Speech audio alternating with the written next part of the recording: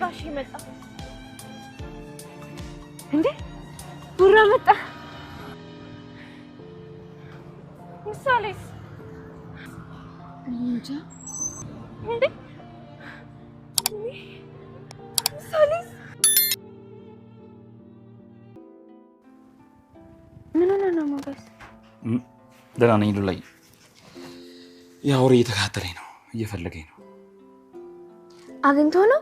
ነግሬህ ነበር እኮ ሞገስ። አይ አላገኘንም፣ ግን አደጋ ውስጥ ገብተን ነበር። ፈጣሪን ያተረፈን። ከዛስ ምን ሆነ? ምን ተፈጠረ? ተኮስክበት? ኖ አልተኮስኩበትም። ዳጣን ነበር ሲከታተላት ነበር። እሺ እናገኛችሁ? አዎ አምልጠናል። እሺ መጣሽ? አዎ መጣሁ። ምነው ዝና ደህና አይደለም? ምን ደህና አይደለም ትይኛለሽ? አንቺ ብቻ ሳትሆኚ በዙሪያሽ ያሉ ሰዎች ምን ጉር ናችሁ? እንዴ ቆይ ድድብናን እንደ ቫይረስ ታስተላልፊያለሽ እንዴ? አልገባኝም። ድሮስ መች ይገባሻል? ቢገባሽማ የሁሉ ነገር አይፈጠርም ነበር። ቆይ ለምን በግልጽ አትነግረኝም? ምን ተፈጥሮ ነው? ምን አይነት ሰዎች ነው ያመጣሽው? ስለኔ ግን ስታስብ ወደ አእምሮ ቀድሞ የሚመጣው ምን ነበር? ሳቅሽ፣ ፈገግታሽ። ለምን እሱ ቀድሞ ትዝ ይላል? ምኞቴ ስለሆነ ያንቺን ደስታ ሳቅ መመልከት በህይወቴ ትልቁ የደስታ ክስተት ነው። ዛሬ ደግሞ ምን ሆነሽ ነው? እና ብሩክ ሊመጡ ነው። እሱንማ እኮ በቃ ተሸነፍሽ። ዝናን አምነሽ ሜዳ ላይ ወደቅሽ። ተይ በእናትሽ እንደዚህ አትበይኝ። እና ምን ልበል? እውነታውን ነው የምነግርሽ። ሰላም የቻናል ቤተሰቦች በያላችሁበት ዓለም ዳርቻ ሰላማችሁ ብዙ ትርፍርፍ ይበልልኝ። እንደምን አላችሁ? እንደምን ቆያችሁልኝ እያልኩኝ እነሆ ዛሬ በክፍል 66 ተመልሼ መጥቻለሁ። እስከ ፕሮግራሙ ፍጻሜ አብራችሁ ትቆዩ ዘንድ የአክብሮት ግብዣችን ነው። ታዲያ ለዚህ ቻናል አዲስ የሆናችሁ ቻናሉን ሰብስክራይብ ማድረጋችሁን እንዳትረሱ ለማለት እንወዳለን። እንግዲህ ክፍል 66 እንዳያችሁት የወይዘሮ ማህሌትና የአቶ ዝና እንግዲህ ሞገስንና ዳጣን እንዲያግቱ የላከው ሰው በሞገስና በዳጣ ራሱ ታግቶ የያዘውን ሽጉጥና ስልክ አስረክቧል ማለት ነው። አልተሳካላቸውም። እንግዲህ እሱም ባለመሳካቱ ዝና ምን አይነት ሰው ነው ፈልገሽ የምታመጪው? እንዲህ የደከሙ ሰዎች የምታመጪው ለምንድን ነው እያለ እየጮኸባት ነው ማለት ነው። ወይዘሮ ማህሌትም እንግዲህ ያው በድንጋጤ ትርበተበታለች። ዝና ፊት ስትቆም በጣም ነው የሚከብዳት። ረገጣ በዝቶባታል። እንግዲህ እስከዛሬ ያበሸቀችንን ታክል በደንብ እየረገጠልን ስለሆነ ዝናን ቴንኪውን ለማለት እንወዳለን።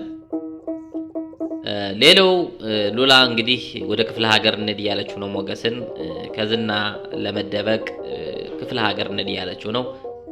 ሞገስ የትም አልሄድም፣ ከተወለድኩበት ቄ ወንድ ልጅ ነኝ፣ እዚህ በኋላ እገጥማለሁ ያለ ነው።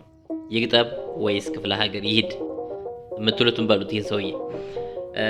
ነገር ግን እኔም ይሄድ የሚል እምነት የለኝም። ምክንያቱም እሱም ወንድ ነው፣ እሱም ወንድ ነው። ሰው ፈርቶ አይኖርም። ስለዚህ ሞት አንዴ ነው። መግጠም ካለበት ገጥሞ ሚስቱንም አስከብሮ ሚስቱን ማለት ይከብዳል። በርግጥ እንግዲህ የሰው የ80 ሚስቱን ቀምቶ ያመጣ ግን ያው መግጠም አለበት ብዬ ነው ማምነው እኔም እንጂ መሸሽ አለበት እሷን ዞ መደበቅ አለበት የሚል እምነት የለኝም። ነገር ግን እሷ ዝና የሚወስደኝ ከሆነ እኔም ራሴን አጠፋለሁ እያለችው ነው። ሞገስም አንቺ ከጎን ሆነሽ አበርቺኝ እንጂ እኔ ገጥመዋለሁ እያለ ነው ማለት ነው። ሌላው እንግዲህ ነብሩክ ከሕክምና መልስ ሊመጡ ነው። ቅድስት ቤቱንን ሞቅ ደመቅ እያደረገችው ነው። ግድግዳውን ጌጥ በጌጥ እያደረገች ነው። ዳንስም ያምረኛል እያለች ነው። አስታወሳችሁ በባለፈው ዳንስ አትችይም እንዴ ምናምን ሲላት ስለነበረ ያ ድንግልናዋ ሊሰርቅ የነበረው ሰውዬ ያተሰምቷት ነው መሰለኝ። እንግዲህ ለዳጣ ትንሽዬ ብር ሳንቲም ጣል አድርጋ ዳንስ እየተለማመደች ነው። ለምን አትሉም? ጋሽዬ ሲመጣ ጋሽዬ ጋር እደንሳለሁ ለማለት ፈልጋ ነው። እንግዲህ ምሳሌ ግን የት ነች? እኔ ሁላችሁም ደንግጣችኋል በእርግጠኝነት። ምሳሌ የት ናት? ብሩክ ለምንድን ነው ከኤርፖርት የመጣው? እኔ እዚህ ጋር ግራ ገብቶኛል። ማለት ከኤርፖርት ብቻውን ወጣ። ኦኬ አንደኛ ምሳሌ ብትሞት እንኳ ነጭ በነጭ እንደዚህ ለብሶ የሚመጣበት ምንም አይነት ሁኔታ የለም። አልሞተችም ምሳሌ። ትቷት መምጣትን ብቻዋን ደግሞ አይችልም። እዚህ ጋር እኔ ብቻ የሆነ ተወዛግቤ ያለውኝ እንግዲህ ምን ሊሆን ይችላል? እስኪ እናንተን ግምት ማስቀምጡ። አላቅም ወይ ከኋላ እየመጣች ነው እንዳንል ኤርፖርት ውስጥ እንዴት ከአባቷ ተለይታ እንዴት ወደ ኋላ ልትቀር ትችላለች? የሚሆን ነገር አይደለም። ብቻ የሆነ ውዝግብግብግብ ብለናል ሁላችንም ትላላችሁ። ኤፍራታ እንግዲህ አይሳካልሽም የምታረጊው ነገር ሁሉ እንደው ምን አለ አርፈሽ ብትቀመጭ እያለች እንግዲህ ማህሌትን እየመከረቻት ነው። ወይዘሮ ማህሌት ትሰማለች ወይ ነው የኤፍራታን ምክር? የምትሰማ ሰው አይደለችም በፍጹም። ፍግም ያለች ሰው ናት። ምንም አሰማ። አሁን ለእሷ የሚያስፈልጋት እንዳያችሁት በቀጠለው መቀጠል ያለበት የዝና ቅጥቀጣ ነው መቀጠል መቻል ያለበት። እኔ ዝና አልሰማናል እንጂ ሉላን ትቶ እቺን ልጅ አስገብቶ ቅጥቅጥ እሽት ያድርግልን ነው ያለ። እናበረታታቸዋለን፣ እንደግፋቸዋለን። እኔ የምፈልገው እሱን ነው። የማህሌትን ስቃይ በጣም ነው የምፈልገው ከምንም በላይ ማለት ነው። እናንተ አትፈልጉም እንዴ የማህሌትን ቅጥቀጣ? ማህሌት በምንፈልገው ልክ እንትን እየተባለች አይደለም። በሰራችሁ ግፍ ልክ ዋጋ ማግኘት መቻል አለበት። ዋጋ መክፈል መቻል አለበት። እሱን ለማለት እንወዳለን። እኔ እዛ ውጭ ግን ቅር ያለኝ እኔ ምሳሌ ከሞተች በጣም ነው የሚደብረኝ።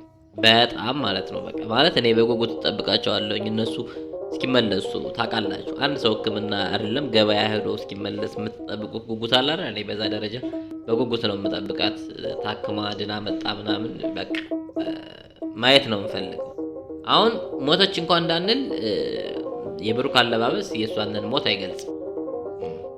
ምሳሌ ሞተችም ዳነችም በእርግጥ ብሩክ እዚህ ሰፈር ላይ መጥቶ ዝናን እንደሚያጠፋው ታውቃላችሁ። ለዛም ነው ወይዘሮ ማህሌት ብሩክ ከመጣ አንተን ያጠፋሃልም አንተ ራሱ እንቅልፍ አትተኛም እያለችው ነው። ምክንያቱም እስከዛሬ ያሳሰበኝ የሞገስ አለመሞት እንጂ የብሩክ አይደለም እያለ ነበረ። እሱ ከተመለሰ ግን ዝናን እንደሚያጠቃው 100% ማህሌት እርግጠኛ ነች። ዝናም እርግጠኛ ነው። እንደዚህ አይነት ወንድ አይደለም ወይ የምፈልገው እያለ ነው። ግን አይመስለኝም። ብሩክ በባህሪው ከዝና የባሰ ነው። ከዚህ ቀደምም እጁንና እግሩን አጣጥፎ ቁጭ ያለው የልጁ ጉዳይ ይዞት ነው። አንዳንዴ የልጅ ጉዳይ ምን አይነት እንትን እንዳለው ታውቃላችሁ። ማንም ትንሹም ትልቁም መጥቶ ሊሰድባችሁ ሊረግጣችሁ ምናምን ይችላል። ለልጃችሁ ስትሉ ምንም አይነት መልስ ለዛ ሰው አትሰጡ።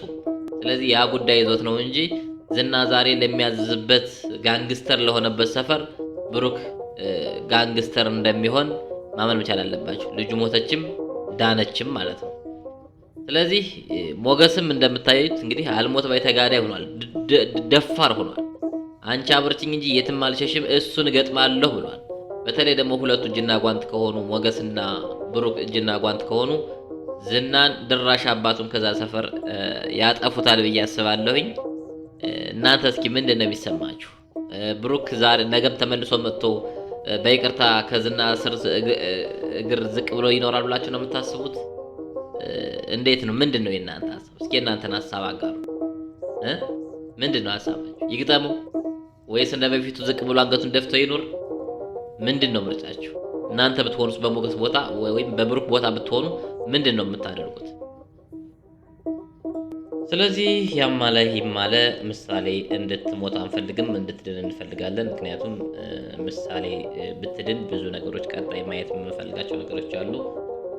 ምሳሌ ከዳነች የምንጠብቀው ነገር አለ። የቅድስትንና የብሩክን ግንኙነት ጫፍ ላይ ደርሶ ፍቅር መሰርተው ማየት እንፈልጋለን። ስለዚህ ምሳሌ መዳን አለባት። ይሄ ቤት በሀዘን ጭራሽ መዋጥ የለበትም ለማለት እንወዳለን።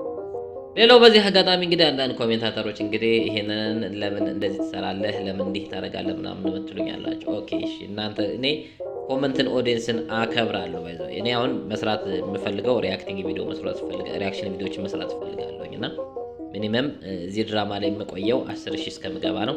ስለዚህ 10000 ደግሞ ልገባ የቀረኝ የተወሰነ ነው። ይሄንን ቪዲዮ ላይክ ሼር አድርጋችሁ ሰብስክራይብ አድርጉና 10000 አስገቡኝ። ከዛ እናንተን ሊያስተምሩ ሊያዝናኑ በሚችሉ የሪአክቲንግ ቪዲዮዎች የመመጣ ይሆናል ማለት ነው። ምክንያቱም ድራማው ላይ ብዙ መቆየት አልፈልግም። በእርግጥ ድራማው ላይ እስከዛሬም ያን ያህል እነሱ ጋር ጉዳት የሚያደርስ ነገር ሰርቻለሁ ብዬ አላምንም። ለምን? አንደኛ ለእነሱም ፕሮሞት ጭምር ነው። ምክንያቱም በየቦታው ስትገቡ ዳራ የሚለው ነገር ሲመጣ የእነሱን እንትን ቫይራል እንዲወጣ ከማድረግ የዘለለ ሌላ ነገር አላደረግንም። የሪአክቲንግ እንትኖችን የተወሰነ ቆርጠት እንወስዳለን። እዛ ውጭ ፎቶዎችን ነው እንጠቀም የነበረው ማለት ነው። ከዛ ውጭ ሰው ፈቅዶ ነው የሚያየው እዚህ ጋር። ምክንያቱም የእነሱ የሚለቁት ቪዲዮ የ35 ደቂቃ ቪዲዮ እንደሆነ ይታወቃል። እኛ ጋር የምንለቀው ደግሞ የ10 ደቂቃ ወይም የ11 ደቂቃ ቪዲዮ እንደሆነ ይታወቃል። ደቂቃውን አይቶም እንኳን አለማየት ይቻላል። ምክንያቱም የእነሱ 35 ደቂቃ እና ከዛ በላይ ነው የሚለቁት ማለት ነው። ምናልባት እኛን ለማበረታታት ገብታችሁ የምታዩ ሰዎች ካልሆናችሁ በስተቀር ማለት ነው። ስለዚህ ወዳችሁና ፈቅዳችሁ ስለምታዩ ሰብስክራይብ ስለደረጋችሁኝ በጣም እጅጉን አመሰግናለሁኝ። ይህን ቻናል 10,000 አስገቡት። 10,000 ሲገባ ግን የራሳችን ሪአክቲንግ ቪዲዮዎችን አምጥተን ሪአክቲንግ እናደርጋለን። የምንማማርበት እናንተን ሊጠቅሙ ሊያዝናኑ የሚችሉ ማለት ነው። እንግዲህ ለዛሬ ያዘጋጀሁላችሁ ቪዲዮ ይህን ይመስል ነበር። ቀጣይ በሌላ ፕሮግራም እስከምንገናኝ ድረስ በያላችሁበት የዓለም ዳርቻ ሰላማችሁ ብዝት ትርፍርፍ ይበልልኝ። ያላሰባችሁት ሲሳይና ደስታ ወደ ቤታችሁ ይግባልኝ እያልኩኝ ሰላማችሁን ተመኘሁ። ሰላም